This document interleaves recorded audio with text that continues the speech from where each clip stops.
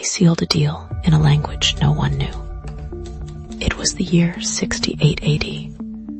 Aleppo, a jewel in the Roman province of Syria, throbbed with life, commerce, and intrigue. Caravans snaked through its gates daily, laden with silks from the east, spices from Arabia, and precious metals from the distant mines of the empire.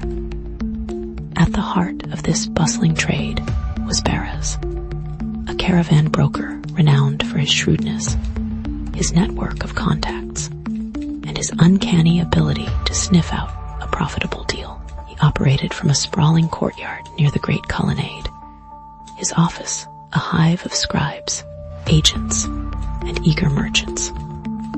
One sweltering afternoon, a peculiar caravan arrived, a small, heavily guarded contingent led by men cloaked in dark wool.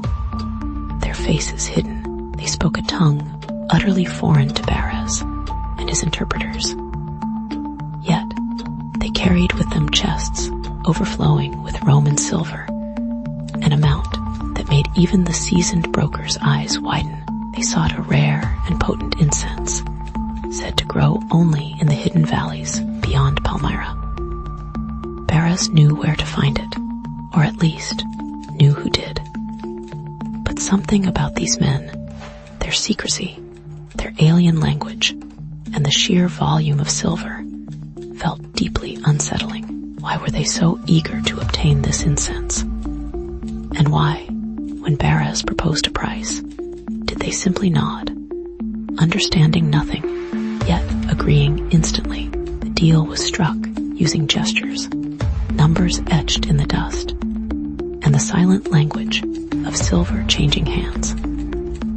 Beres dispatched his most trusted agent, a wiry desert nomad named Khalil, to secure the incense. Khalil, fluent in the Aramaic dialects spoken among the Pomeran tribes, was instructed to be discreet, to learn everything he could about the cloaked men, and to return swiftly.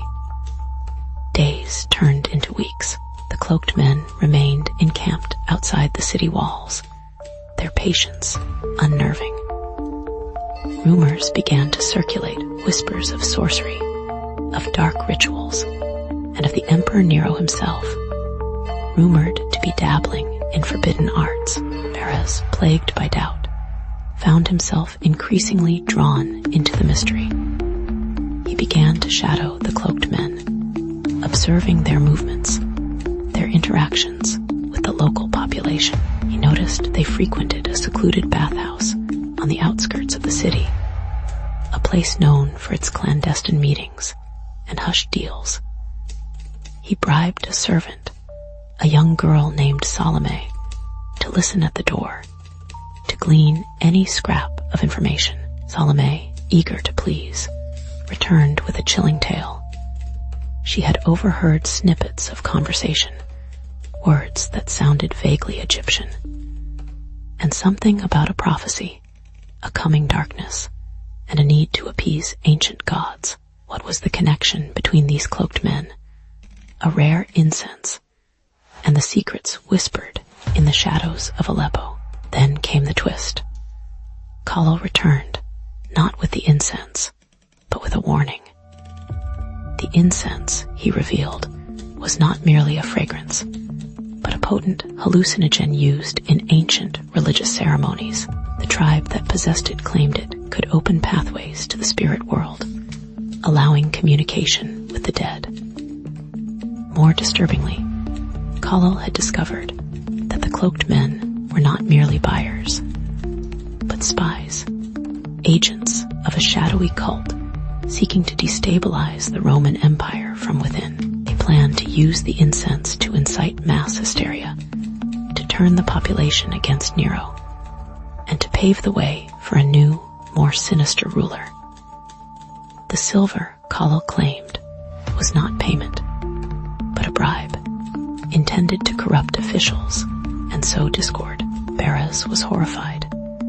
He had unwittingly become a pawn in a deadly game, a game that could shatter the fragile peace of the region. He had to act, and quickly. But who could he trust? The Roman authorities were notoriously corrupt, and the Pomeran tribes fiercely independent. He was caught between two powerful forces, each with their own agenda. And the cloaked men, sensing his growing unease, began to watch him with increasing suspicion. Perez decided to play a dangerous game. He would use the language barrier to his advantage. He approached the cloaked men, feigning ignorance. He claimed that Khalil had been delayed, but that the incense was on its way. He offered them a tour of the city, a chance to sample its delights, all the while subtly attempting to gauge their intentions, to uncover their ultimate goal. During the tour, he led them to the Roman garrison, ostensibly to show them the city's defenses, but in reality, to alert the commanding officer, a gruff but honest centurion named Marcus.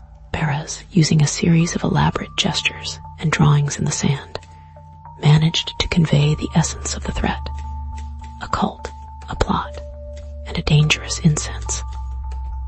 Marcus, initially skeptical, was swayed by Perez's earnestness and the sheer volume of silver the cloaked men possessed. He agreed to investigate, but warned Perez that he could not act without concrete proof. That night, Perez received a chilling message. Salome, the young servant girl, had been found dead, her body dumped in the river. She had paid the ultimate price for her curiosity. The stakes had been raised. This was no longer just a matter of business. It was a fight for survival. In a final, desperate gamble, Perez confronted the cloaked men. He accused them of treachery, of murder, and of plotting against the empire. He knew he was risking his life, but he had nothing to lose. To his surprise, the cloaked men did not deny the charges. Instead, they revealed their true identities. They were not Egyptians, but Parthians, agents of a rival empire seeking to weaken Rome. They had chosen Aleppo as their base of operations because of its diverse population and its vulnerability to outside influence.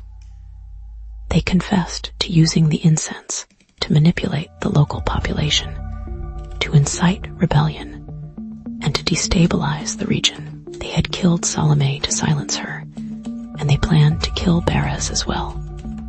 But before they could act, Marcus and his Roman soldiers stormed the courtyard. A fierce battle ensued. The cloaked men, outnumbered and outmatched, were quickly subdued. The plot was foiled. The incense was seized. Aleppo was saved. But the victory was bittersweet. Perez had lost his trusted agent, Khalil, in the fighting, and he knew that the Parthians, driven back across the border, would return one day, seeking revenge. The deal struck in a language no one knew had almost brought the city to its knees. The irony: the Parthians, in their eagerness to exploit the language barrier, had underestimated the resourcefulness of a simple caravan broker. Perez, who understood neither their words nor their motives, had still managed to unravel their deadly plot, proving that sometimes silence speaks louder than